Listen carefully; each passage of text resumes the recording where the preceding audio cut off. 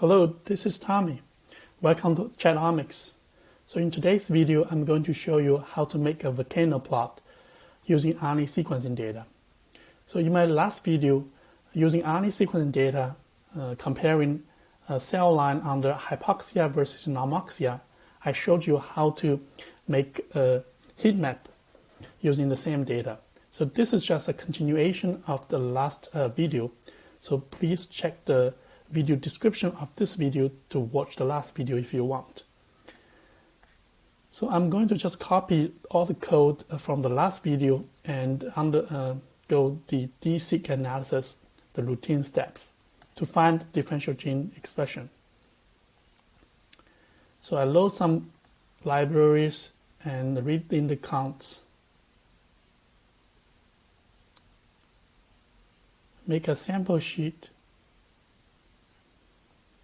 and also make a DSeq2 object and then use the results function in DSeq2 to find differentially expressed genes comparing hypoxia versus normoxia.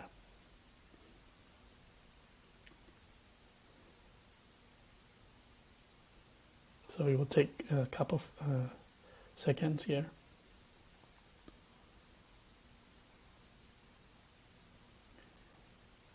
Okay, it's done. So we look at the first 6 rows of this result objects from DSeq2.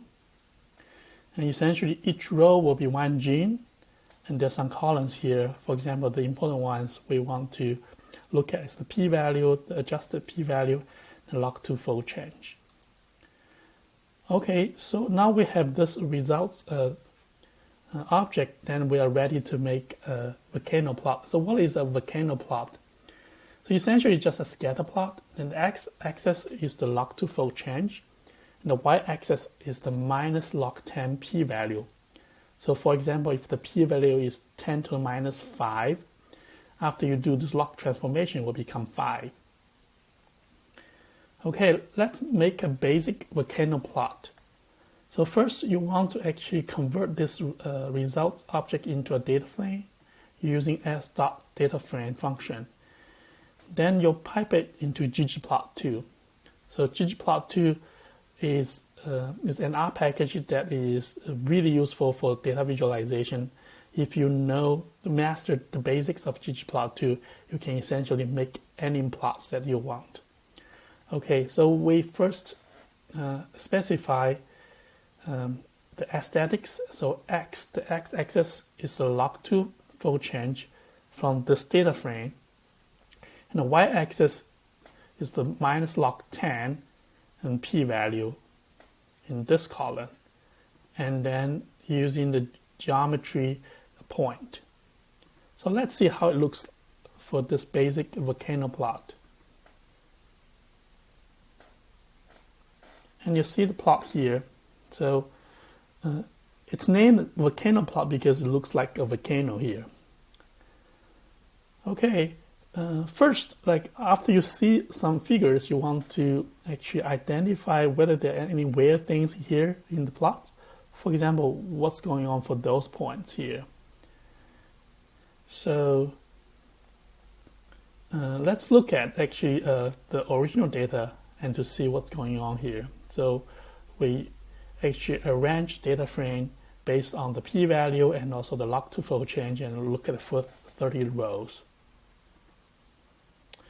Okay, and then you see for the first maybe 20 some rows, those p-values, they're all 0. So essentially after you do the log transformation, they become infinity, and in ggplot2 it would actually just plot like this, so meaning those are infinite big.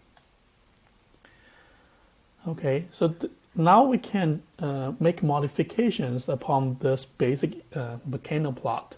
For example, you want to label the genes that you want to label, and to do this, so we first, using the original data frame, first convert this results object to a data frame, and then you see actually this data frame has row names here. Those row names are the gene names, and you want actually put the gene names into one of the columns. So in Tibble, there's a function called row names to column, and you specify the column name you want to use. So, and just by visual inspection, I noticed that there are many non-coding RNAs starting with LOC. They are differentially expressed. I'm not interested in those, so I filter those out. So this function from the string R package, so stir detect gene. So if I see a gene contains LOC, and I will filter them out. And also I filter based on the log2 fold change, absolute log2 fold change greater than or equal than 4, and p adjustment value smaller than 0.01. And by the way, this is kind of arbitrary, and the reason that I'm using really stringent criteria because this data is contains a lot of significant regulated genes on hypoxia, so I don't want to, if you label all of them, it's kind of messy. So let's see how many of those genes are. So we end up with 63 genes, not too bad. So the next step, we need to save this new data frame into a new variable called result significant. So the same code here, but I save it as a new data frame. Okay. So now we can label those genes. The same code here as we do for this basic volcano plot. But what we do, we add another function called geolabel. And for this geolabel, the data we're going to use is the one that we already filtered out, the significant results data frame. And then we specify the aesthetics of label to the gene, the column that we want to label. And let's see how it looks like. And now we see, oh, those genes, now we have labels, okay? But again, here's clouded here, crowded because there's too many genes here. So how do we fix that? Oh, by the way, we use those filter functions like to filter down the final gene list that we want to actually label. But essentially, you can do any sort of like a filtering, and even just specify the genes that you are really interested, or that are differentially expressed or play a biological function. So, for example, you can do filter genes equals to or this genes in some of the gene lists that you specify. So, and you can label them. So really, it's very flexible. You can label any points, any genes that you want. Okay, next let's actually fix the overlapping label problem using a new package called ggrepel. So if you haven't installed it, use this function install.package to install it, and load the library. The only difference between this code versus this code, just to replace the geo label, which is in ggplot2 function package, with ggrepel geo label repel, and the rest is the same. So let's see how it looks like.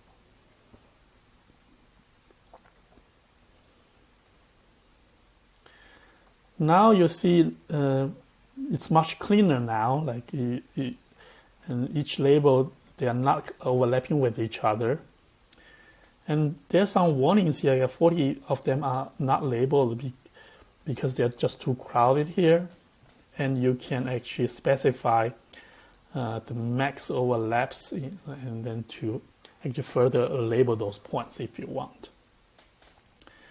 Okay, now it's decent looking, and we also want to color those points which are significantly expressed.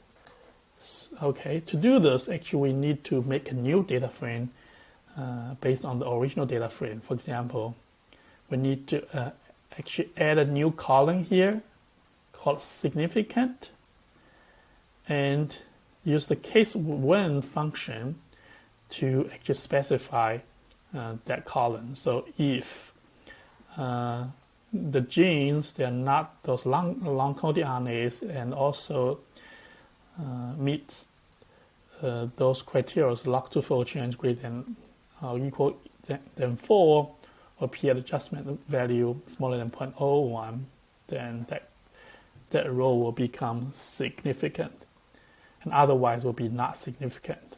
Okay, let's just run this and look at the data frame. So it will be the same data frame here, but now we have another extra column here called seq, and if it actually meets all those criteria, it will be significant, otherwise it will be not significant. And now we can add the colors here. So the only difference is here we now specify the aesthetics color equals to significant. Let's see how it looks like now.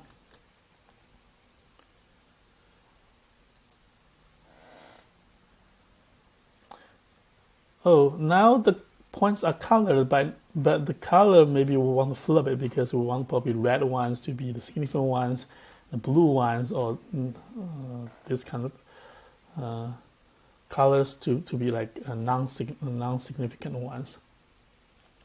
So what you can do, so you can use scale color menu, and then you can specify the values manually.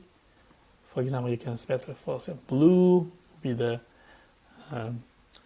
non-significant, and red will be the significant. Okay, so let's run this.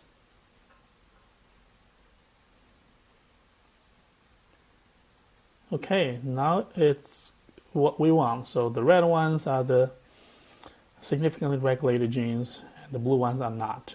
They're based on a certain criteria that you set. So one more last thing. So we want to add some horizontal lines or vertical lines to show the p-value cutoff or the log2 fold change cutoff. So you only need to add two lines here. Horizontal line and the vertical line, then you can specify the y-intercept and then the x-intercept. This -4, those are the fold change cutoff that we use. We used line type equals to, meaning using the dashed line rather than the solid line, and then you can specify the line of the color too. So let's see how it looks.